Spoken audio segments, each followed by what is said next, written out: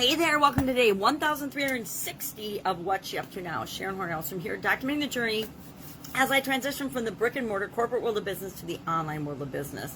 In 2017, I, as part of my divorce, had the opportunity to decide what I wanted to do next. And I decided I didn't want to do anything I'd been doing in the offline world. I'd always been curious about the online world. I was going to come online and I was going to duplicate my offline success in the online world. Haven't completed that yet, thus the 1,360 days documenting my journey and sharing my experiences here. And I don't know, maybe after I'm done achieving the same level of success, I will stop documenting every day. But for right now, it feels like the right thing to do. It feels like sharing my journey so that other people can learn from the stuff I screw up on and duplicate the stuff that actually works and not spend time and energy on the things that don't work. Because just like in the offline world, although I didn't get distracted as much in the offline world as I seem to get in the online world, there are so many different roads we can go down. There are so many different paths we can take. And I think it's because there's so much more noise and in your face and such a lower barrier to entry in the online world that it's easy to get distracted and think we have to know another thing and another thing and another thing, and we have to find another bell and whistle and add another thing and figure out a certain type of funnel or figure out a webinar or figure out a course or a coaching program or take someone else's coaching program or a different launch strategy, or on and on and on it goes. And new tools and things are coming along all the time. Different social media platforms, different strategies. But it's not about a strategy. It's about being yourself and then sharing that with the world in the way that's right for you and the way that's right for me. And it's different for each of us, right? So we can learn things from other people, but until we figure out what really feels right and works for us, we struggle. And we keep trying different things until we feel what feels like home for us. So I'm still in the learning phases, not going to pretend I'm not, of figuring out and feeling what is right for me. And I've done a lot of the things, I've done all the things I mentioned and many, many more, but those are just some of the things off the top of my head. So right now I'm focusing on adding value, sharing information, creating content, and things like that because it feels good to me. And I am in a transition period in my personal life, so it's a way to keep moving forward with respect to my business and my online businesses without beating myself because I haven't done things I feel like I should have done already, if that makes sense. If you can relate, let me know in the comments below, because I know I'm not the only one that feels like I should be doing different things than I'm actually doing some days. So what am I doing with respect to content?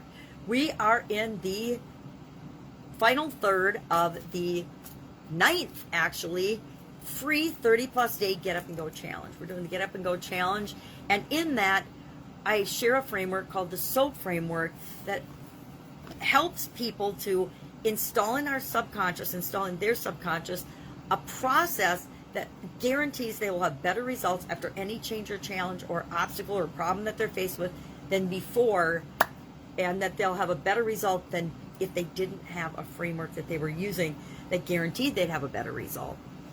So we go through the SOAP framework. We cover all 9 areas and aspects of our life.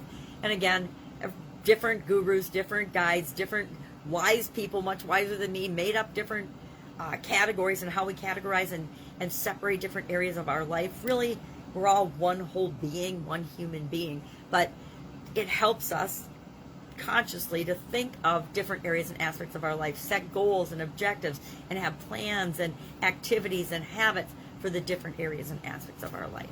And different people define them differently. I just got involved with a coaching program that has a life wheel that's got 12 different areas and aspects of our life. The one I use normally and have used for decades is 7. Physical, mental, emotional, spiritual, financial, relationships, and contribution. And then this year in April, I started doing work in the areas of communication and confidence. Since I think those are foundational things, I set goals and objectives, long-term goals and objectives for myself in those 2 areas. So I thought if I'm doing them, I might as well add them to the Get Up and Go Challenge. So we cover them with respect to the SOAP framework in case the people that are doing the SOAP or the Get Up and Go Challenge would like to increase their confidence or increase their ability to communicate. So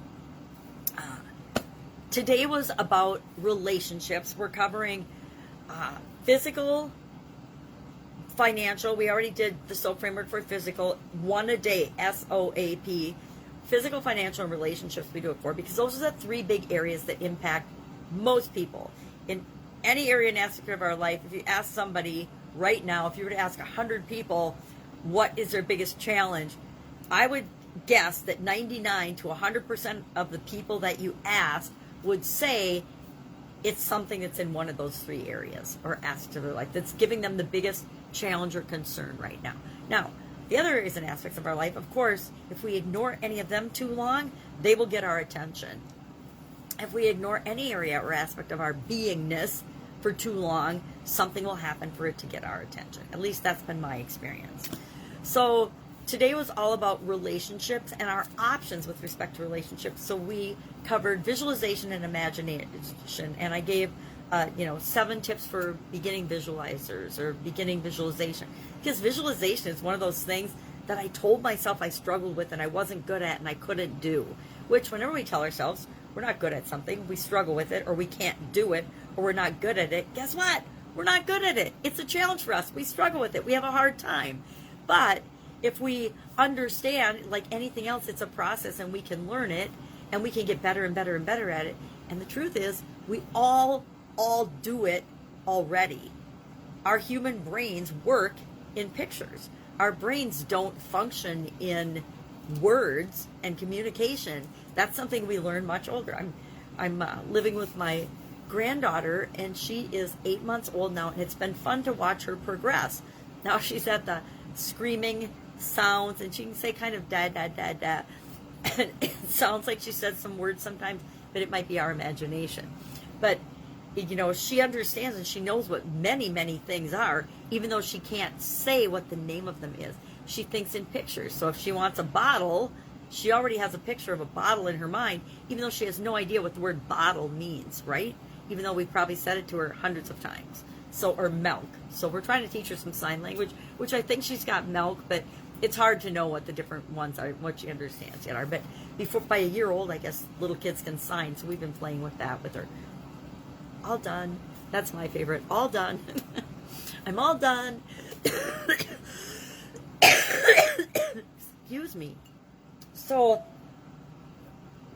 I added those areas. So today we're talking about relationships and the options that are available. Visualization, imagination. Again, we can always already do it. For Supersize Your Business, our idiom today with respect to time, I'm doing time for the month of October, was call it a day. And we talked about, came from 1838. It's been around a long time. And it originally meant, stop working or stop doing something that you've been doing for a while. Or stop doing something early. It originally meant leaving work after like half a day or only half a day. And it morphed into, it can mean, if we say I'm going to call it a day or a night, it means I'm done, I'm going home, I'm quitting being out, I'm quitting working today. It can mean I'm taking a break, I'm going to go home and sleep, I'll be back tomorrow. It might be a big job and we decide, or a project that you just decide you're going to take a break from or look at different possibilities, or it can mean you're just going to quit altogether and not do it ever again, right? Sometimes we quit bad habits. I quit the bad habit of drinking Diet Pop and too much coffee every day. Now I went back to drinking coffee. Ooh, after 5 years, I still spill it almost every day. But we can choose, and it mostly has to do with choice and personal responsibility, how we define when we're going to call it a day and what quitting is to us was the discussion. Our annual challenge to do one thing every day that centers us and get to know ourselves better and do internal personal development work in a mindfulness journal called Do One Thing Every Day That Centers You was about love, the people we love and the people that love us. So that was a good one. It's always a good one. So those are the 3 main pieces of content I'm working on. I always love it when I'm doing the Get Up and Go challenge because I do it right along with the people I'm sharing it with. And so I'm actually working on my relationship with my mom. There's always a lot of stories in our relationships with different people, especially people in our family and people close to us. And it's just a relationship that I've kind of let, not slide, but I haven't given it the attention that it deserves for how much I love my mom. And so I want to change that going forward. So as I go through the challenge, I'm working on that. Today, I will be brainstorming just like everybody else. and coming up using my imagination and visualization to get me from where I am with that relationship to where I really want it to be. Different options, different possibilities. I've already got a couple of ideas, so I will be working on that along with everyone else. Anything I can help you with, any questions you have in either the offline, brick and mortar, real business world. I spent 48 years in different businesses in 27 or more different industries offline, while simultaneously working in corporate America for over a quarter century before I came online in 2017. So if there's any questions about that, I help people nowadays go from either offline to online or adding an online component to their existing business, because I believe at this point, everyone, and after COVID-19 for sure, everybody ought to have some kind of an online presence. And we could get into the whole belief. I also believe that every human being, every individual should have their own career path, their own brand, be their own business, because the world has changed so much and we can't plan on going to work for a corporation and working there, or going to work for a business or having a career that's going to last our lifetime. There's no guarantee of that. There's no guarantee of anything. So if you have any questions, ask. If you don't have anybody to ask, don't feel bad.